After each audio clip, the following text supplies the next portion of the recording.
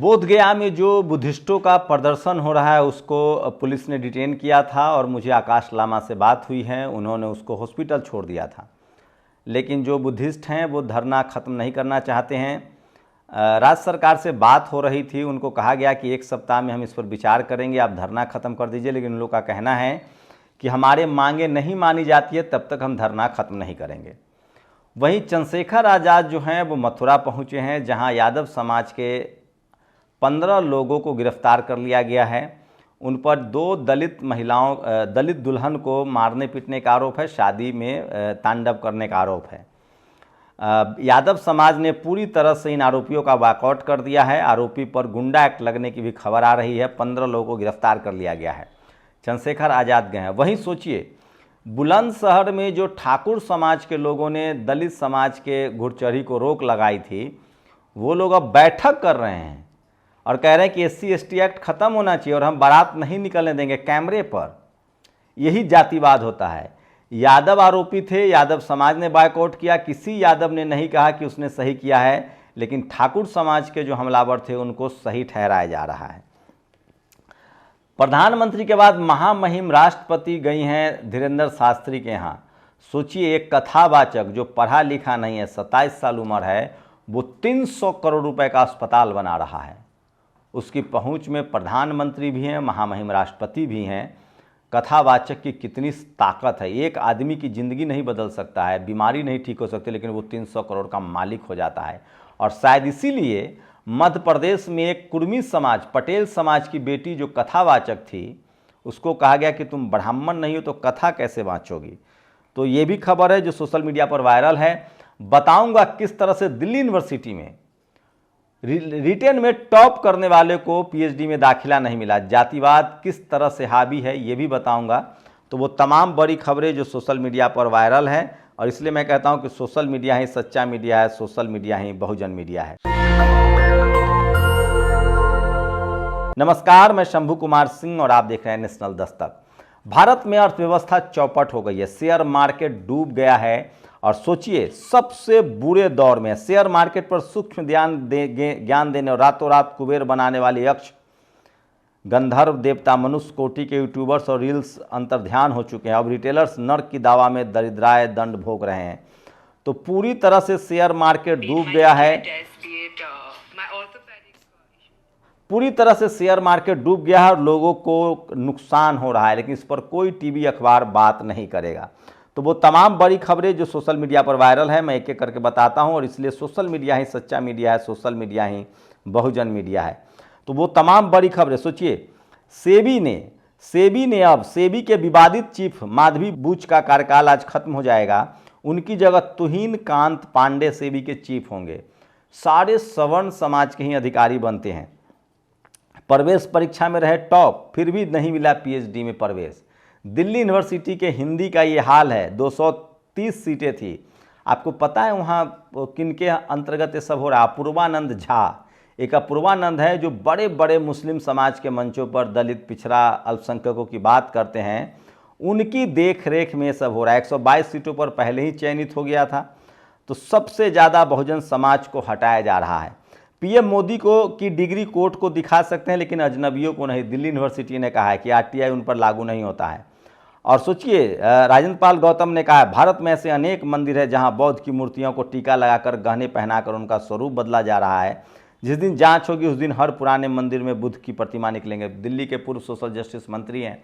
बुद्ध विहार को खबर अपडेट कर दूं, बिहार के बोधगया महाबोधि बौद्ध विहार में जो लोग धरना दे रहे हैं उनको रात में पुलिस ने डिटेन किया था, हॉस्पिटल छोड़ दिया था। वो लोग फिर से धरना खत्म नहीं कर रहे हैं। सरकार ने कहा 7 दिन बाद हम बताएंगे। वो कह रहे हैं कि जब तक नतीजे नहीं आएंगे हम धरना नहीं खत्म करेंगे। धरना राष्ट्रव्यापी बन गया है, ग्लोबल बन गया है और दुनिया भर के लोगों को समर्थन मिल रहा है। आज चंद्रशेखर आज़ाद गए थे, मथुरा गए हैं, जहां उन्होंने जातिवादी गुंडों को सबक सिखाने की बात कही है। कहा कि उन पर कार्रवाई हो। 15 के 15 यादव आरोपियों को गिरफ्तार कर लिया गया है। यादव समाज ने भी इनका समर्थन नहीं किया है, बॉयकॉट किया है। वहीं उन पर गुंडा एक्ट लगाने की बात हो रही है। लेकिन वहीं बुलंदशहर में ठाकुर समाज के लोगों ने भी इसी तरह की कार्रवाई की थी। उसके बाद वहाँ तो मीटिंग हो रही है, कह रहे हैं कि हम SC/ST एक्ट का विरोध करते हैं और हम घोड़ी नहीं चढ़ने देंगे।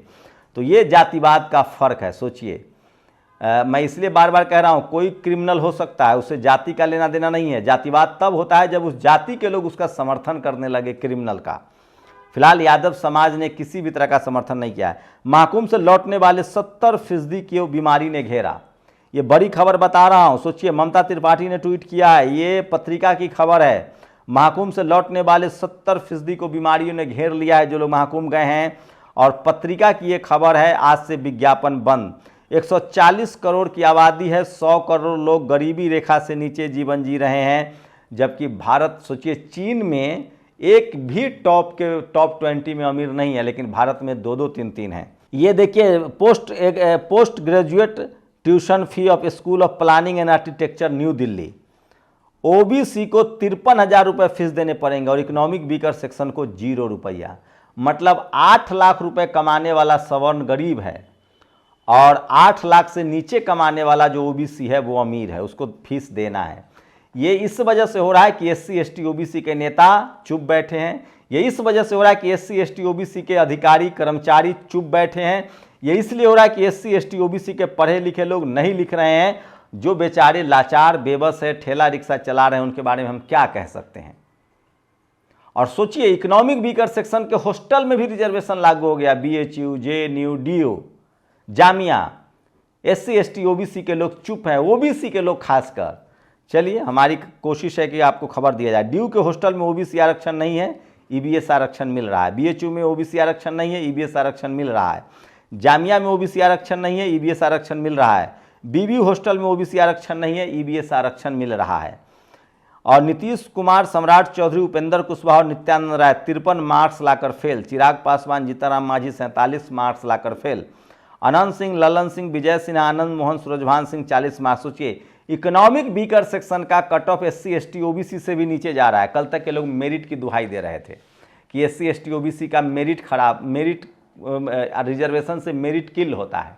मैं फिर कह रहा हूँ, इनको मेरिट की चिंता नहीं थी, इनको एससी एसटी ओबीसी के कैंडिडेट से जलन है, इनको एससी एसटी ओबीसी के अधिकारों से चिंता है। और अब कोई नहीं बोलेगा, इसलिए इस तरह के एग्जाम्पल लिखे जा रहे हैं कि दलित पिछड़े नेता कब बोलेंगे। और सोचिए, जाटव की बारात हम चढ़ने नहीं देंगे। यूपी के बुलंदशहर में आज ठाकुर लोग एससी एसटी एक्ट के विरोध में महापंचायत कर रहे हैं। मैं फिर कह रहा हूँ, इसीलिए हम इसको जातिवाद कहते हैं। जो मेरठ में हुआ, उसमें किसी यादव संगठन ने, यादव समाज ने समर्थन नहीं किया आरोपियों का, लेकिन बुलंदशहर में ठाकुर समाज के लोग समर्थन कर रहे हैं। बोधगया में जो खबर है, मैंने बताया है, एससी एसटी कमीशन को लेकर राहुल गांधी का एक ट्वीट आया है। भाजपा सरकार की दलित विरोधी मानसिकता का एक और सबूत देखिए।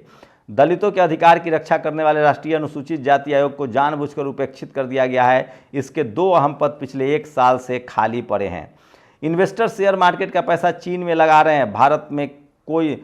और रेलवे में कट ऑफ देखिए, सोचिए किस तरह से लगातार एससी एसटी ओबीसी का कट ऑफ ऊपर जा रहा है। तो ये तमाम बड़ी खबरें हैं। हरियाणा में जननायक भारत रत्न कर्पूरी ठाकुर के बैनर को पलवल में नोच दिया गया है। जातिवाद आज भी हावी है किस तरह से।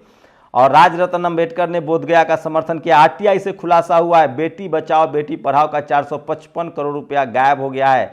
मल्लिकार्जुन खड़गे ने ट्वीट किया है। और सोचिए, महामहिम राष्ट्रपति धीरेन्द्र शास्त्री के यहाँ गई हैं। उस धीरेन्द्र शास्त्री जो पढ़ा लिखा नहीं है, 27 साल का है, कथा बाँचता है और शोषित वंचित हिंदुओं के पैसे से वो 300 करोड़ का हॉस्पिटल खोलने जा रहा है। लेकिन कोई एससी एसटी ओबीसी कथा भी नहीं बाँच सकता। एक ओबीसी समाज की, कुर्मी समाज की बेटी कथा बाँच रही थी, तो उसको कहा गया कि तुम ब्राह्मण नहीं हो। मतलब क्या कहा जाए। चलिए, हमारी खबर है कि हमारा काम है कि आपको खबर दें। और नीतीश कुमार जी से सवाल पूछा जा रहा है। प्रतीक पटेल ने पूछा कि आप तो राजगीर भी जाते हैं, आप तो बुद्ध को भी बराबर नाम लेते हैं, बोधगया भी जाते हैं, 17 दिनों से अनशन है, बीटी एक्ट क्यों नहीं बदल देते हैं। चुनाव आयोग को लेकर ममता बनर्जी नाराज है। उनका कहना है कि बंगाल में अभी से ही खेला चालू कर दिया गया है। तो ये तमाम बड़ी खबरें थी जो सोशल मीडिया पर वायरल है। और इसलिए मैं कह रहा हूँ कि सोशल मीडिया ही सच्चा मीडिया है, सोशल मीडिया ही बहुजन मीडिया है। और सबसे ज़्यादा सोचिए किस तरह से एससी एसटी ओबीसी से पैसे लिए जा रहे हैं, इकोनॉमिक वीकर सेक्शन से नहीं लिए जा रहे हैं।